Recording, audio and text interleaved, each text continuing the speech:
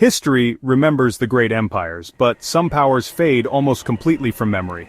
Before the Mongols, another force ruled the Eurasian steppes, the Cumans. Feared from Constantinople to Kievan Rus', the Cumans were a confederation of Turkic nomads, fierce, free, and masters of the grasslands. They left no cities or monuments, but their legacy runs through European bloodlines and place names. Their sudden arrival reshaped Eastern Europe, their fair hair and blue eyes setting them apart. Pagans and sky worshippers, they were both a mystery and a formidable power. The Cumans were more than raiders. They were kingmakers, mercenaries, and refugees who would change the course of history. To understand them is to glimpse the wild, unpredictable world of the Middle Ages. This is the story of the forgotten superpower of the steppes. The Cumans' power rested on the horse. It was the foundation of their military might and their way of life. From childhood they rode and fought as one with their mounts, forging an unbreakable bond. Horsemanship was not just a skill, it was ingrained in their very being, their small, hardy horses giving them unmatched mobility across the vast steppes. These animals were essential to their survival and dominance. Their weapon, the composite bow, a marvel of ancient engineering. Deadly, fast, capable of piercing armor and accurate, even at a gallop. This allowed them to strike from a distance with devastating effect. Cuman warriors could rain arrows in any direction, creating a storm of projectiles that few could withstand. Using hit-and-run tactics that baffled European knights, they would harass and exhaust their enemies before delivering the final blow. Their society was built for war, a constant state of readiness and martial prowess. Every man a warrior, trained from youth in the arts of combat and survival.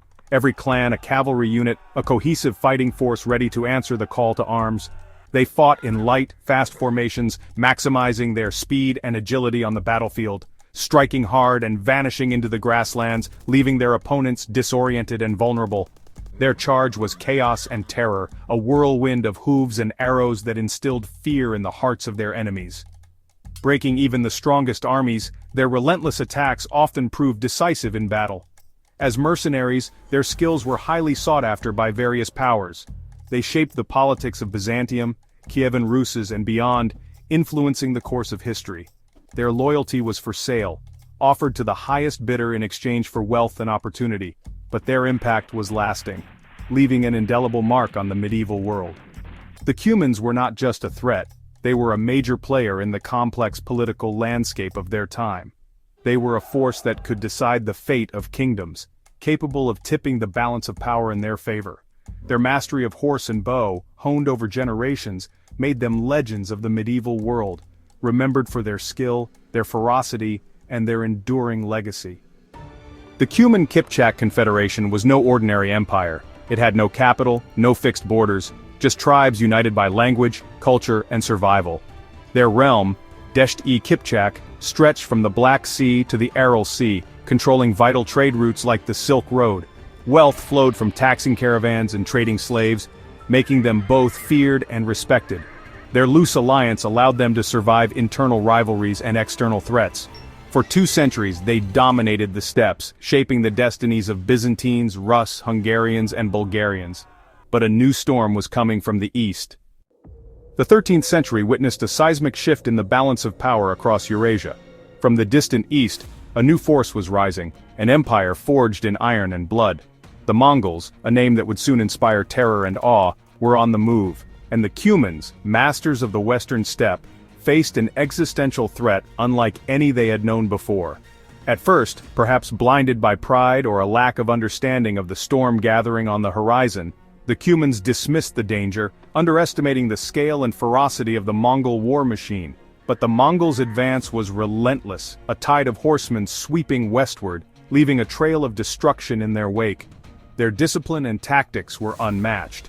Recognizing the gravity of the situation, in 1223 the Cumans sought allies, forging a pact with the Kievan Rus, their powerful neighbors to the north.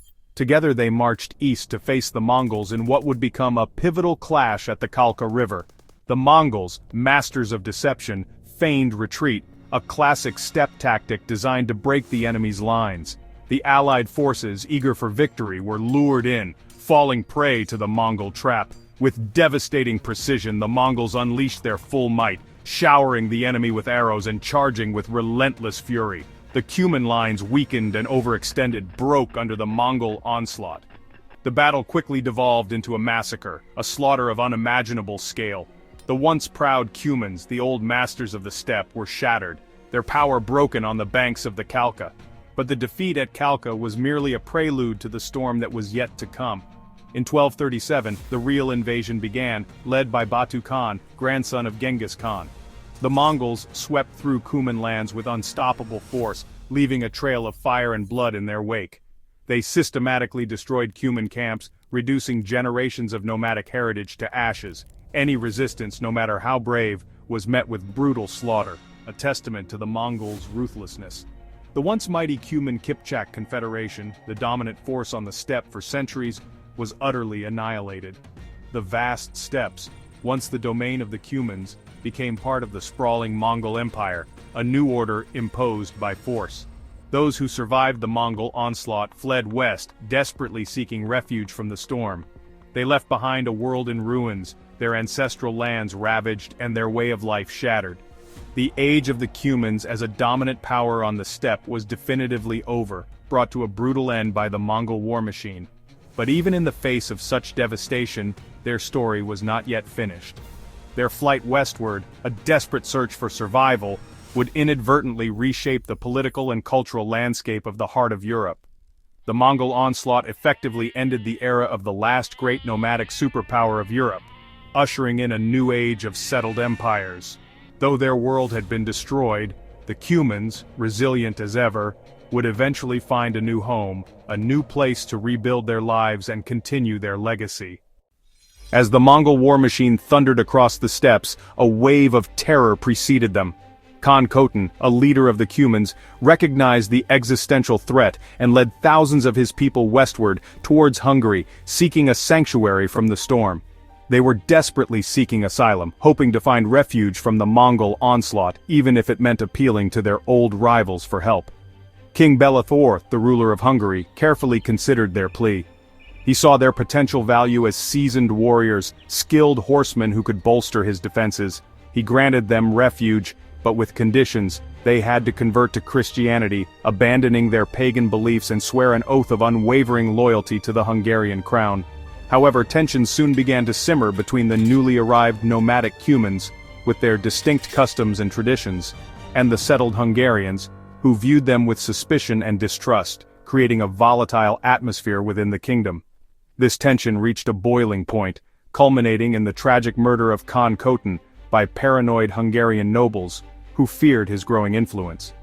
The Cumans, consumed by rage and grief over the loss of their leader, saw this act as a betrayal and fled Hungary in fury, just as the Mongol armies launched their full-scale invasion of Hungary, leaving the kingdom exposed and vulnerable.